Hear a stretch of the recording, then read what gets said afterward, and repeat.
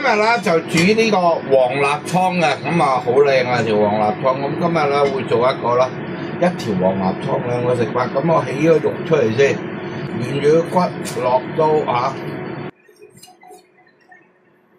好，咁你貼住魚邊啦，就起咗兩塊肉出嚟啦啊。咁啲骨啦，我哋咧就愛嚟啦，滾一個啦，芫茜皮蛋骨湯嘅嚇。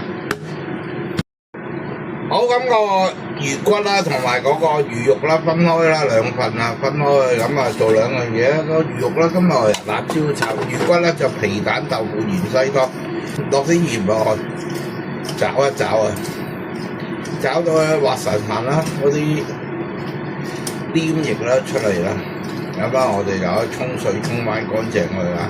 黐手啊，啲魚骨啦都一樣係咁樣處理啊。好，咁嗰啲魚肉啦，咁我俾少鹽落去啦，俾少雞蛋白落去，撈下撈去，跟住咧俾少粉落去啊，俾少生粉落去，封住咗肉汁去。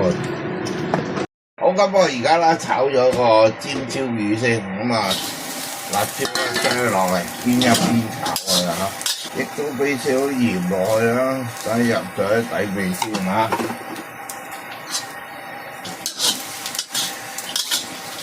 係啊，等佢第一排咗水，第二嗰鹽嚟咗，能夠入去可以爛入啲啊，咁咧辣椒咧好食好多。好，咁喺呢度啊，俾少油落去啊，煎香咗去就落啲油落去，繼續去炒啦。好，差唔多啦，炒翻上嚟先啊。好，補多少油落去啊。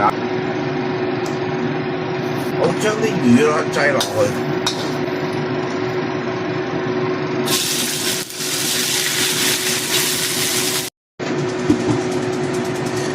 好，薑啊、葱啊打香佢先，將啲辣椒擠埋落去，等佢調走。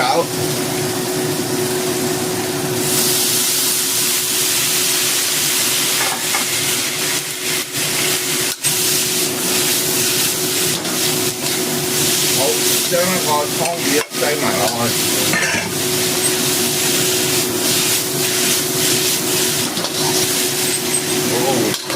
咁喺呢度啦，我哋啦會俾少辣嘅落去啊。咁啦，我喺呢度啦，俾少辣椒油落去啊。再喺鍋邊俾少生抽落去。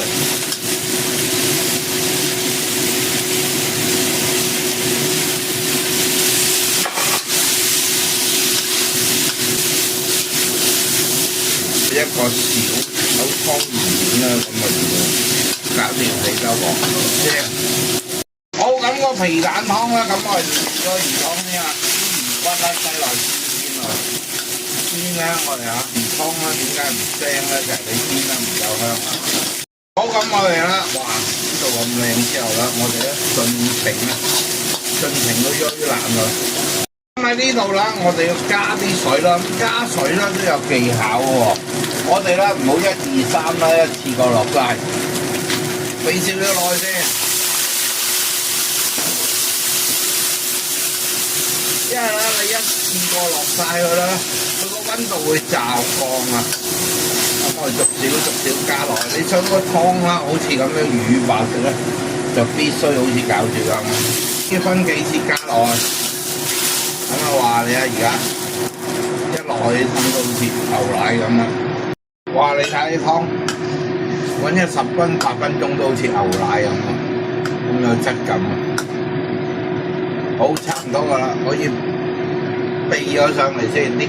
好，咁得啦啲湯啦，可以攞翻上嚟，手睇倒落去，隔咗啲骨出嚟，燒翻熱少少個油啊！係啦，俾少肉落去啊，湯係需要有啲肉咯。好，亦都啦，將啲皮蛋啦擠落去，好謝聲啦，係嘛？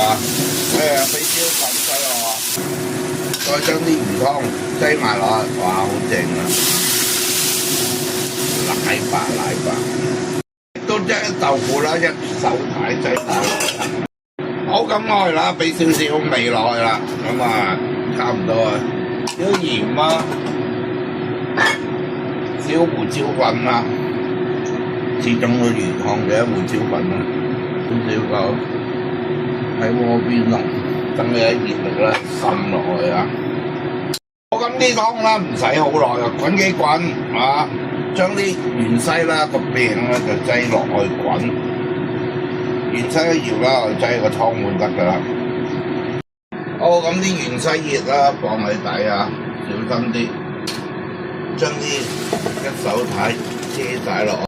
好咁話咁快啦，一魚兩食啊！條倉魚價廉物美，即個啦皮蛋豆腐魚骨湯啊，另外一個啦尖椒炒魚球咯，咁嘅完成啦。大家中唔中意啊？卡住啊！春夏天好啱食噶，咁大家可以試下。記住都係我教書做得到，你哋都做得到，仲會做得喎。下次星期教室再同大家見面。